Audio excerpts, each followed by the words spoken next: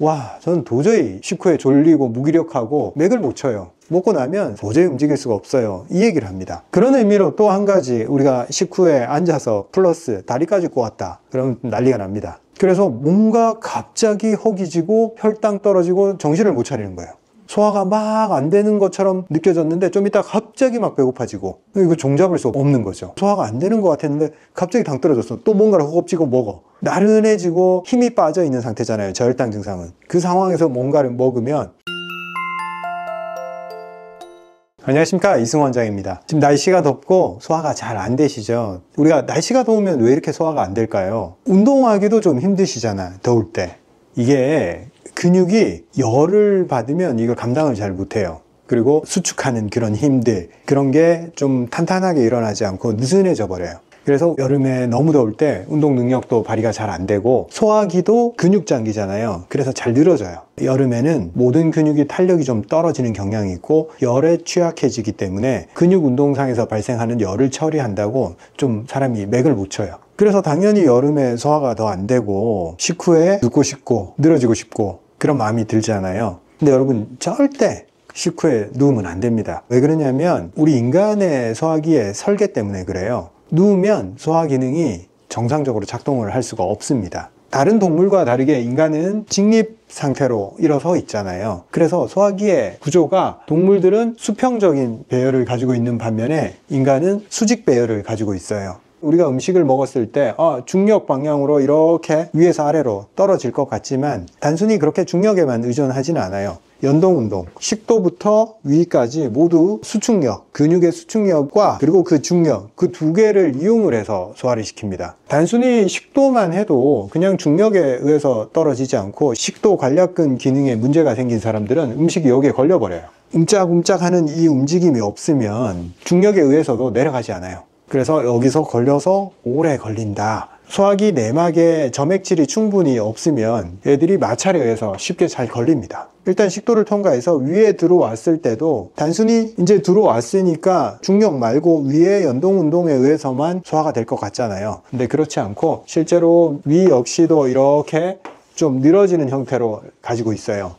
들어왔다가 빠져나갈 때 음식이 그러면 이쯤에 있지는 않겠죠. 항상 이 밑에 중력에 의해서 이 밑에 고여 있단 말이에요. 이 상황에서 누가 수축을 하느냐? 이 하부에 있는 근육들이 수축을 하면서 중력에 저항해서 위로 올렸다가 내렸다가 올렸다가 내렸다가, 그렇게 하면 쉽게 섞이면서 분쇄가 잘 일어나겠죠. 근데 보세요, 여기서 이제 눕지 말라는 얘기가 나옵니다. 중력이 이 물질을 밑으로 내려주는 거와 근육의 압력으로 수축해서 올려주는 거, 이 두 개가 아래 위 방향으로 작용을 하게 돼 있습니다. 근데 옆으로 누웠다고 생각해 보세요. 위가 옆으로 누웠다. 위가 옆으로 펑펑하게 이렇게 퍼져 있다. 그러면 음식이 이 위의 측면 이런 데 고이겠죠. 이 측면으로 이렇게 고이겠죠. 이렇게 고였단 말이에요. 근데 아까 말했듯이 수축하는 부분은 어디예요? 이 아래쪽 면이 수축력이 강해요. 그러면 수축을 했을 때 이게 들었다 놨다가 안 된단 말이에요. 그냥 이쪽으로 갔다가 다시 돌아와야 되는데 여기는 수축력이 별로 없어요. 그러면 왔다 갔다 하는 이게 안 되겠죠. 얘는 하면 올라갔다가 다시 내려오니까 또 밀고 하는 과정을 통해서 소화를 시키잖아요. 근데 얘는 여기서 짰다, 그럼 이쪽으로 갔다. 식도 관략근이 잘 작동을 한다 했을 때 누워서 먹는다고 해서 처음부터 역류하진 않아요. 근데 갔다 안 돌아오는 거예요. 보냈는데 안 돌아와. 또 보냈는데 안 돌아와. 여기 압력이 형성이 안 돼요. 얘들이 밀려와줘야지 여기다 압력이 생기잖아요. 그러니까 헛발질을 계속하는 거예요, 위가, 소화가. 그러면 위에 정체되는 시간이 처음에는 한 1.5배 더 길어져요. 근데 점점 이 습관이 지속되는 사람들, 특히 먹고 1시간 이내에 자는 사람들, 그럼 이건 2배, 3배까지 늘어나요, 소화 시간이. 음식물이 여기에 오래 남아있게 되고, 오래 남아있으면 가만히 좀 있으면 좋지만 그렇지 않아요. 위 벽 점막도 음식물에 그렇게 오래 노출되어 있게 설계되어 있진 않아요. 못해도 2시간 정도 지나가면 빠져나가기 때문에 위 점막은 한 2시간 정도는 음식물에 버틸 수가 있어요. 근데 이게 3시간, 4시간 막 지속된다고 생각을 해보세요. 점점점 깎여 나가는 거죠. 그리고 거기서 끝나지 않고 이 습관이 반복이 되면 원래는 압력을 받지 않았던 식도와 위 괄약근, 이게 밸브 기능이 있어서 딱 오므려서 닫혀 있던 그 괄약근이 위 운동을 하면서 여기서 아무리 힘을 줘도 여기는 중력상 여기까지는 못 가고 여기 요 정도에서 왔다 갔다 하겠죠, 음식이. 근데 누워서 이 압력을 줬다, 여기를 치겠죠. 치면서 뚫고 올라가는 거예요. 올라가지 말아야 될 내용물들이. 그리고 계속 반복해서 여기를 뚫어버리니까 얘가 이제 느슨해지는 거죠. 그리고 아차 싶어서 이제 이 행동을 안 했어요. 안 했는데 이미 위 점막이 많이 손상이 돼서 위가 음식이 들어오면 아프고 괴롭고 불쾌한 느낌 때문에 위는 점막이 약해져서 음식을 2시간은커녕 1시간도 견뎌내기 힘든 상태가 돼버려요. 그래서 나 괴로워 하면서 빨리 제거할래 하고 넘겨버리려고 하는데 소화가 덜 된 상태잖아요. 못 넘겨요. 그러면 강한 수축력에 의해서 이쪽을 넘기려는 목적이었는데 실제로는 이쪽으로 가버려요. 그래서 처음에 만성 위염이 생기고 위축성 위염, 위 점막이 얇아지고 거의 필수적으로 역류성 식도염이 같이 발생을 해버립니다. 음식을 먹고 처음에 누웠다고 해서 바로 역류가 되지 않아요. 위 시스템이 그걸 다 보완을 해주기 때문에. 근데 결국 시간이 지나면서 역류로 연결되고 점막은 다 손상이 돼버립니다. 어쨌건 우리는 위에 음식이 단시간 머무르게 하는 게 위 건강에도 좋고 전신 건강에 되게 좋습니다. 정상적인 상태에서 소화를 할 때는 이렇게 음식이랑 소화액이랑 섞어서 어느 정도 좀 알갱이가 작아졌다, 좀 죽 같은 형태로 됐다 싶으면 이쪽이 딱 열려요. 그래서 어디로 내려가냐? 십이지장으로 딱딱 내려가면서 소장에서 흡수 준비를 합니다. 한꺼번에 내려주는 게 아니고 음식을 입안에서 씹는 행위랑 비슷해요. 좀 덩어리가 큰 게 있고 좀 많이 죽처럼 된 게 있으면 좀 훨씬 물같이 된 거는 자동으로 우리가 의식하지 않아도 조금씩 넘어가잖아요. 목구멍으로. 마찬가지예요. 위에서도 덩어리가 큰 게 있고 좀 죽처럼 돼 있는 게 있으면 이쪽으로 넘어가는 것은 좀 죽처럼 돼 있는 게 먼저 조금씩 소량씩 천천히 넘어갑니다. 근데 우리가 누워 있다가 소화가 계속 지연된 상태에서 고여 있다가 어느 순간 한꺼번에 넘어가요. 여기서는.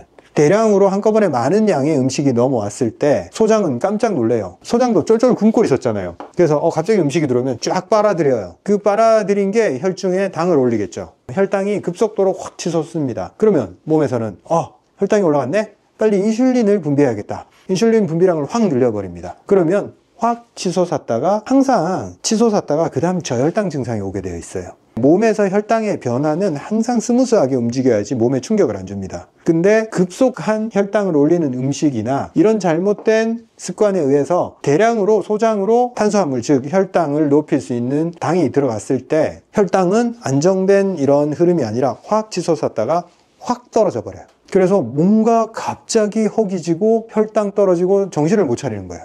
소화가 막 안 되는 것처럼 느껴졌는데 좀 이따 갑자기 막 배고파지고 이거 종잡을 수 없는 거죠. 소화가 안 되는 것 같았는데 갑자기 당 떨어졌어. 또 뭔가를 허겁지겁 먹어. 나른해지고 힘이 빠져 있는 상태잖아요. 저혈당 증상은. 그 상황에서 뭔가를 먹으면 당에 의해서 기분이 싹 풀리면서 또 늘어져. 그럼 또 눕고 싶죠. 먹고 나서 눕고 이게 반복이 되는 겁니다. 이게 습관화된 사람들은 식후에 운동을 하셔야 됩니다. 식후에 최소한 걸어 주셔야 됩니다 라고 얘기를 하면 저는 도저히 식후에 졸리고 무기력하고 맥을 못 쳐요. 먹고 나면 도저히 움직일 수가 없어요. 이 얘기를 합니다. 근데 선후 관계가 잘못됐어요. 움직여줬으면 그 현상을 막을 수가 있는 겁니다.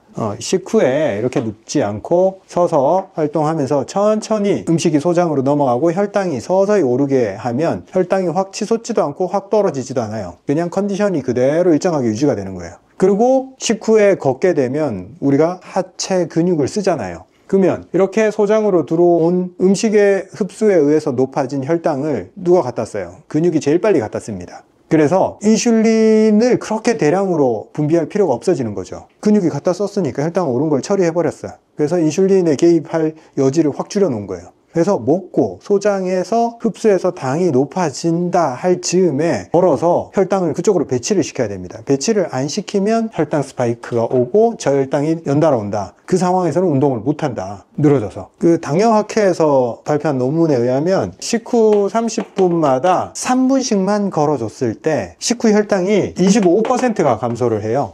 단순히 식후에 걸어줬을 뿐인데 혈당 수치를 아주 효율적으로 관리할 수 있다는 거죠. 딴 때 걷는 것보다 식후에 혈당이 올라갈 때 그때 처리하는 게 되게 중요해요. 먹고 누워있고 활동 안 하고 그런 사람들이 혈당 스파이크를 경험하기가 쉽고 그 상황에 계속 반복적으로 노출이 되니까 당뇨가 올 확률이 높겠죠. 당뇨가 이미 왔건 아니건 간에 식후에 걸어주는 것은 되게 중요하고 혈당을 관리하고 싶은 사람은 반드시 식후에 걸어야 됩니다. 그럼 중력과 위장의 수축력이 합동으로 이 소화를 돕기 때문에 앉아있어도 중력이 작용하지 않냐? 왜? 이것도 앉아있는 형태잖아요. 결론부터 말씀드리면 식후에 걷는 게 가장 좋고 주변이라도 이렇게 서성서성 하는 게 좋아요. 앉는 건 그 다음으로 안 좋고 누우면 최악이에요. 앉는 거는 왜 뭐가 문제인데 이렇게 생각할 수 있잖아요. 앉아 있을 때 중력의 방향은 똑같지만 우리가 앉는 순간 이렇게 서서 쫙 펴고 있지를 않잖아요. 앉는 순간 이렇게 되잖아요.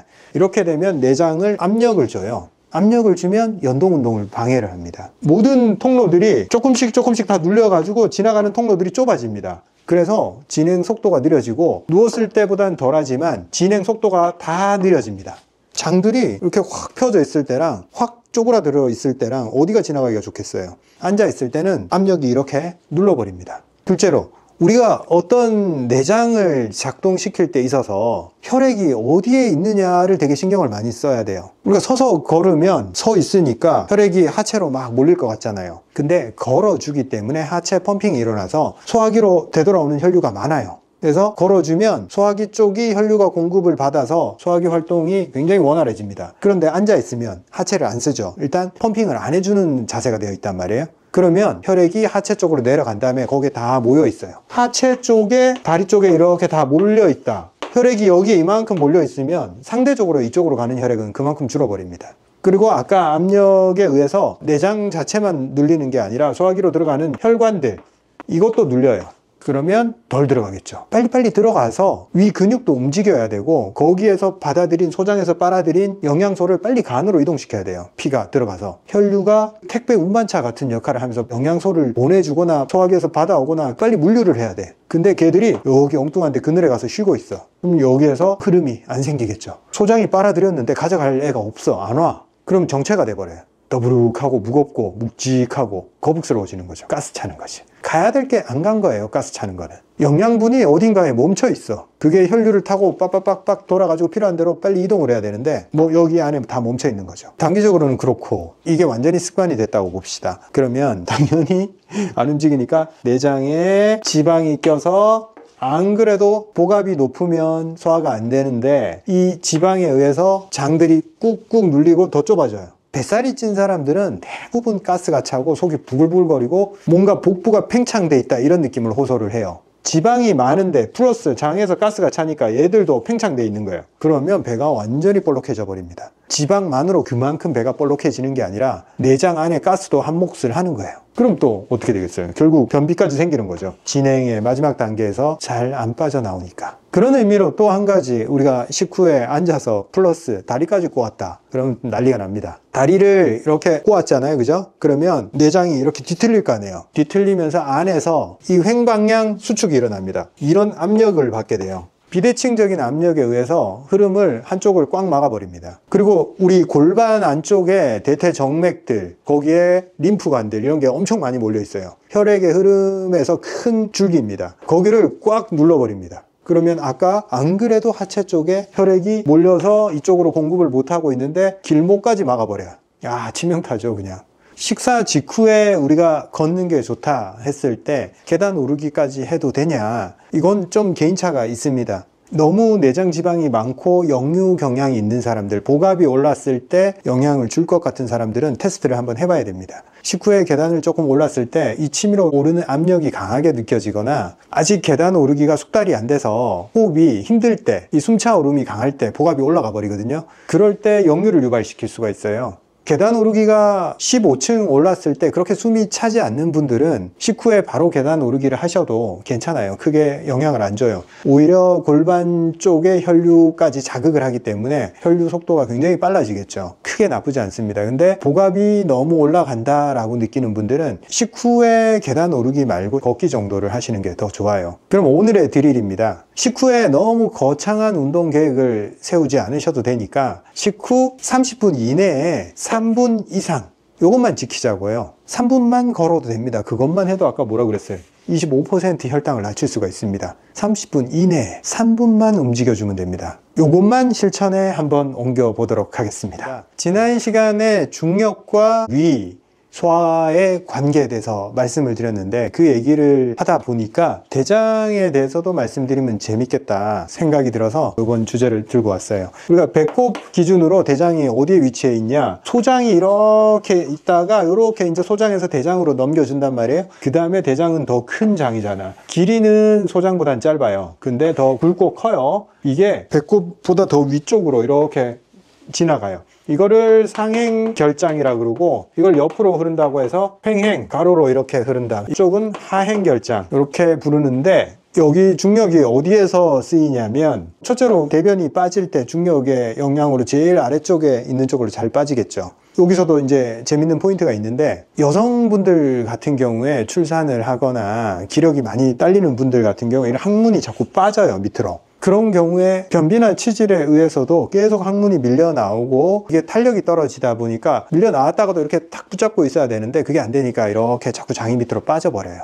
연세 드신 분들도 내장 탄력이 떨어지니까 자꾸 모든 압력이 이쪽으로 쏠렸을 때 제일 밑에 뭐가 있어요? 구멍이 하나가 있겠죠. 항문이 뚫려 있는 그 구멍으로 자꾸 밀려 나오는 거예요, 장 전체가. 그래서 이런 현상이 생기는데, 실질적으로 이런 분들도 전체적인 내장 근육의 탄력성이 높아야지, 이게 전체가 밀려 올라가야지 얘가 안 빠진단 말이에요. 단순히 항문의 문제구나 이렇게만 보셔서는 안 되고, 위장의 능력, 그리고 복부의 탄력성, 전신, 코 근육 이런 것까지 연관이 되어 있습니다. 그래서 조금 더 근육 운동을 하고 소화기에 영향을 미치지 않게 소화기 관리를 잘 해줘야 됩니다. 소화가 안 되는 분들이 다 잘 빠져요, 밑으로. 위가 가볍고 대장이 전체적으로 가볍게 돌아간다 하면 이런 현상을 확 막아줘요. 또 급한 대로 이쪽에 혈액이 아래쪽으로 다 몰려 있어서 여기 정맥혈들이 막 고여 있어요. 혈액이 다시 돌아가지를 못하고. 그러면 따뜻하게 해주면 훨씬 피가 돌면서 탄력이 더 생겨요. 좌욕을 하면 돼요. 따뜻한 물 대야에 받아놓고 거기에 이렇게 앉아서 그 열기만 쬐줘도 좋습니다. 소장에서 이렇게 들어와서 이게 갑자기 왜 이렇게 위로 올라갔다가 다시 밑으로 내려올까요? 그냥 항문으로 바로 내려가면 될걸. 대장이 이렇게 생긴 데는 이유가 있습니다. 소장에서 영양분을 쫙 다 빼내고 수분하고 이제 섬유질, 흡수 안 된 섬유질이 대장까지 왔잖아요. 근데 몸 입장에서는 수분을 항상 재활용을 합니다. 다시 완벽하게 최대한 내 몸에서 수분을 좀 덜 빼내는 그런 시스템을 가지고 있기 때문에 그 얼마 안 되는 수분도 다시 짜내야 됩니다. 생명체가 왜 이런 시스템을 가지고 있냐면 매번 수분을 계속 보충해 줄 수 있는 상황에 있지 않았다는 거죠. 물속에 사는 생명체야 늘 물을 공급받을 수 있는 상황에 있잖아요.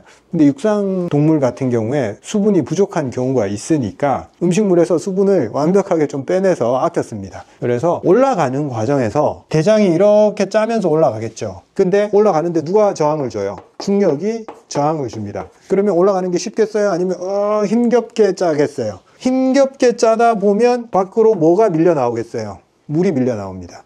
요 원리로 수분을 빼냅니다. 그래서 이쪽에 올라가는 상행결장에서 대부분 수분을 빼내는 역할을 하고, 나머지 이런 데서는 수분을 빼내는 역할이 거의 없어요. 그래서 설사를 하는 사람들을 보면 이렇게 지금 상행결장이 이쪽에서 올라간단 말이에요. 그러면 과민대장 중에서 설사가 잦은 사람들 배를, 배꼽 오른쪽을 딱 만져보면 거기가 통증이 심해요. 항상 이쪽이 기능을 잘 못한다는 거예요. 우리가 기능을 잘 못한다 하는 그 부위 주변에는 항상 혈류의 문제를 동반하고 있어요. 원래 지가 해야 되는 역할을 잘 못하고 있는 애들은 혈액이 들어오고 나가고가 잘 안 돼요. 그래서 항상 뭉쳐있고 통증이 잘 발생을 합니다. 그래서 배가 아파도 설사하는 사람들은 이쪽 배가 아파요.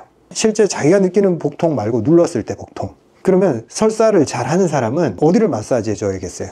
여기를 잘 만져주고 풀어주고 좀 따뜻하게 해주면 설사가 빨리 진정이 됩니다. 자, 반대로 변비는 어디에서 발생합니까? 여기 맨 마지막 단계에서 변이 정체되어 있으면서 못 빠져나가요. 중력 방향인데 저 빠져나가면 되지 뭐하러 여기에 자꾸 있냐. 변비가 생기는 원인은 전부 다 마찰력에 의해서 생깁니다. 장 점막이 촉촉하고 매끌매끌 충분한 점액질로 덮여 있으면 얘가 미끄덩하고 빠져나오겠죠. 변에 그 점액질이 일부 묻어 있어야지 얘는 통과할 수 있어요. 왜냐하면 여기서 이미 수분을 너무 많이 뺐어. 그래서 그냥은 못 나와, 마찰 때문에. 그래서 변이 살짝 코팅이 되어 있어야지 미끄러져 내려옵니다. 근데 이 점막을 구성하는 것은 점액분비죠. 점액분비는 제가 뭐에 의해서 좌우된다? 몸의 진액이 얼마나 많느냐, 여기에 의해서 좌우됩니다. 즉 변비가 있는 사람들은 대부분 진액이 부족해요. 몸 안에 진액의 여유가 없기 때문에 여기까지도 잘 안 보내줘요. 첫 번째 한 끼 먹은 변이 여기서 딱 막아버리면 두 번째 변은 여기에 정체가 되어 있으면서 두 번째 식사, 세 번째 식사, 네 번째 식사, 이 며칠치가 다 이렇게 정체가 됩니다. 근데 시간이 지나면서 연동 운동은 계속 하거든요. 그래서 압착을 계속 줘요. 빡빡빡 해서 완전히 딱딱하게 뭉쳐버립니다. 원래 수분 흡수가 여기서 많이 일어나지 않지만 강한 압력이 계속 몰리니까 여기서도 수분이 다 계속 빠져나와 버려요. 점점 더 건조해지게 되는 거죠. 그래서 너무 심한 사람들은 여기에 물을 주입하거나 관장을 해서 여기를 녹여야 돼. 첫 번째 얘를 불려야 돼. 불려서 뽑아내야 됩니다. 그러면 두 번째가 그나마 좀 부드러우면 좀 쉽게 빠져나오겠죠. 오래된 사람은 뭐 2개, 3개 뽑아내도 뒤에 딱딱한 게 계속 들어있어서 잘 빠져나오지도 않아요. 한방에서는 이런 쪽은 어떻게 컨트롤하냐, 설사하는 쪽. 여기 상행결장이 문제가 돼서 설사하고 변이 늘 풀어져 나오는 사람들, 그런 사람들은 간단해요. 물 빼는 약만 쓰면 돼요. 백출, 복령 이런 거, 식품으로 먹을 수 있는 것들은 이런 것들이에요. 이뇨작용 플러스 장내에 있는 수분을 빼내는 역할을 하는 수분 조절 기능이 있는 약재예요. 그래서 설사하는 사람들한테는 딱 맞아요. 그리고 변비 경향이 있는 사람들은 진액을 보태줘야겠죠. 우리 서초보감 제품들은 대부분 진액을 보충해주는 그런 성향이 있는데, 한방에서는 이제 보음이라고 하고 진액이라고도 하기도 하고, 근데 백복령은 재밌게도 요 역할도 하지만 얘랑 같이 들어갔을 때는 이 설사도 해결하고 변비도 해결해요. 되게 재밌는 친구예요, 요 조합은. 그 다음 진액을 보태주는 4,3, 맹문동, 둥글레, 한방명으로는 옥죽 얘들은 그 백합과의 그 뿌리입니다. 백합과 애들이 뿌리가 아주 촉촉하고 영양가를 많이 가지고 있어요.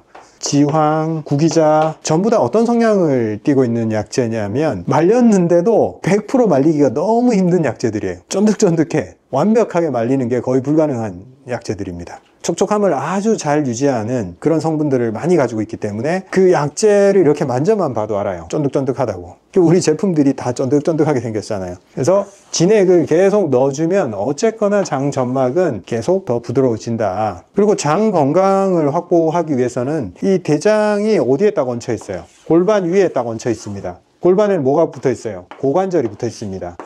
이 고관절 쪽으로 혈액이 많이 들어오면 이쪽으로도 혈액이 가고 이쪽으로도 혈액이 가요. 고관절을 강하게 작동시키는 방법이 뭘까요? 다리를 그냥 높이 드는 거예요. 이렇게. 우리가 운동하기 전에 다리, 고관절을 잘 풀어줘야지 문제가 잘 안 생기고 하체 쪽으로 혈류가 뚫리기 시작합니다. 그래서 운동 전에 고관절을 이렇게 최대한 끌어올리는 거, 이렇게 스트레칭을 해줘야 됩니다. 계단 오르기 하기 전에도 이걸 많이 해줘야 돼요. 그리고 계단 오를 때도 조금 더 이제 과도한 동작, 일부러 높이 드는 거.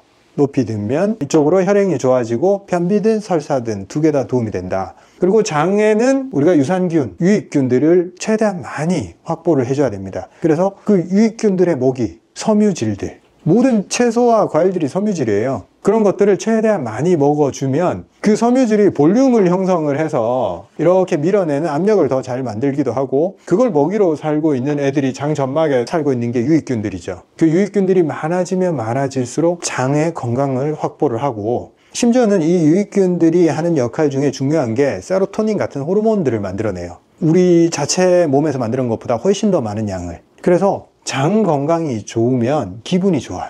그리고 머리가 잘 돌아가요.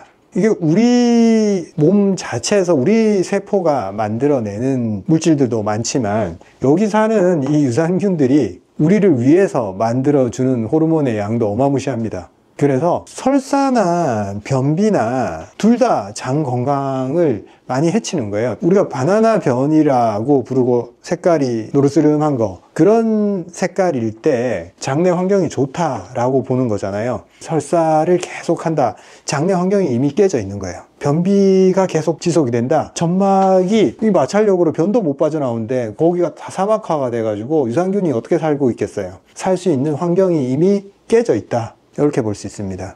제가 앞으로 장 건강에 대해서도 꾸준히 말씀을 드릴게요. 위와 심장 제가 중요하게 생각하잖아요. 플러스 장도 잘 관리를 해야 됩니다. 자, 오늘의 드릴입니다. 고관절 스트레칭을 우리가 계단 오르기 전에 한 번씩 해줍시다. 얼만큼? 하나, 둘, 이렇게 10번씩 좌우측 10번씩 최대한 내가 높이 들 수 있을 만큼 높이 들고 그때부터 계단을 타자고요. 먼저 하체 쪽으로 혈류 순환을 한번 뚫어주고 그 다음에 계단을 오르자고요. 사실 저도 엘리베이터 앞에 서서 계단실로 딱 들어갈 때 조금 뭔가 스트레칭을 해주고 들어가야겠다라고 생각을 하는데 그게 잘 안 돼요. 순간적으로 선택을 하고 뭔가 딴짓을 하면 또 머뭇거릴 것 같으니까 바로 진입을 합니다. 근데 우리 여기서 조금 하체를 풀어주는 작업을 하나만 하고 들어가자고요. 10번씩만.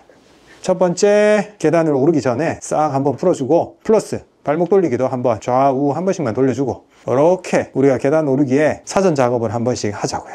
이게 오늘의 드릴입니다. 이제 계단 오르기에 한 가지 더 추가하는 겁니다. 저는 계속 여러분들의 삶에 한 가지씩 뭔가 추가해 나갈 겁니다. 추가해서 나쁠 게 없는 것들만 계속 추가해 드릴 테니까 계단 오르기가 잘 작동하는 사람들은 뭘 하나를 자꾸 거기다가 이제 거부감 없는 걸 하나씩 얹으면 됩니다. 그런 과정을 통해서 여러분들이 나중에 에베레스트를 오르고 있을 거예요. 루프라는 게 그런 겁니다. 매일 반복했을 뿐인데 뭔가 부담 없이 저항 없이 자꾸 내 바운더리가 커져. 루프는 아무리 작은 거라도 이렇게 작동을 하잖아요. 그러면 조금만 뭔가를 보태면 자꾸 커져요.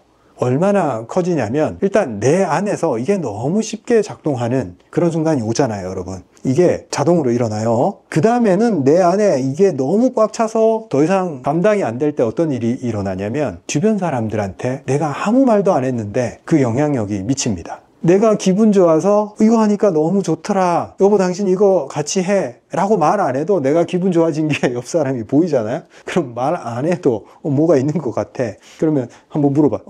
그거 하니까 좋아요? 그럼 내가 막 얘기하잖아. 해라는 소리 한마디도 안 해도 돼요. 그냥 내가 느낀 거 그대로 얘기해 주면 돼요. 그러면 어느 순간 배우자가 따라하고 있어. 이런 겁니다, 루프는. 그냥 누군가 시켜서 하는 그런 게 아니에요. 내 안에서, 내 자의로, 내 주인의식으로, 내 선택에 의해서 이렇게 해나가는 겁니다. 그리고 좋은 거는 강요 안 해도 자꾸 커집니다. 아마 1년 후에 정말 많은 사람들이 계단 오르기를 하고 계실 거예요. 점점 더 많은 분들이 계단 오르기를 하실 거라 생각이 됩니다. 정말 예전에 거짓말 안 하고 제 주변에 계단 하루에 100층 오르는 사람은 저밖에 없었어요. 근데 이제 이건 아무것도 아니야. 지금 사람들이 댓글에도 그렇고 카페에서 인증 올리는 분들 보면 어디 가서 100층 오른다고 자랑할 수가 없게 돼버렸어요. 너무 좋습니다. 여러분들 계속 우리 같이 한번 올라보자고요. 감사합니다. 다음 시간에 뵙겠습니다. 한번 챌린지를 해보고 싶었어요. 그래서 챌린지 게시판이 있는데 이걸 어떤 식으로 한번 진행을 해볼까 생각을 하다가 아침에 일어나서 할 수 있는 가장 첫 번째 행위, 따뜻한 소금물 한 잔 먹는 거. 이걸 30일 동안 계속 하다 보면 몸의 수분감이 좋아지는 걸 느낄 수가 있어요. 근데 이거 생각보다 잘 안 돼요. 그래서 이걸 챌린지로 하게 되면 소금물을 먹은 김에 또 계단으로 나갈 수 있는 그 동기부여가 된단 말이에요. 아침에 일어나서 아무것도 안 하는 것보다 딱 한 잔 먹고 나면 그 다음 뭔가를 하고 싶어져요. 그래서 계단 오르기도 잘 안 되는 분들 따뜻한 소금물 한 잔부터 시작하는 거 요거 괜찮을 것 같아요. 그래서 언제부터냐? 9월 1일부터 한 달간 매일 우리가 소금물 챌린지 게시글을 올릴 거예요. 그 밑에 댓글로 사진으로 찍어서 매일 올려주시면 됩니다. 30일 동안 이걸 반복함으로 인해서 이게 습관이 되게 만들자, 이 취지입니다. 저도 챌린지에 참여해서 매일 사진을 남길 거예요. 이번 챌린지를 하면서 저희 수분톡톡 용융소금 제품을 할인을 해서 판매를 할 거예요. 9월 1일 이벤트 전까지만. 그리고 챌린지를 완수한 모든 분들한테 이걸 보내드릴 거예요. 쿠폰 어떻게 쓰는 거야? 암호를 정하죠. 영상 본 분들 인증되게? 네. 그러면은 암호는 으로 진행할까요? 자세한 방법은 댓글로 확인해주세요.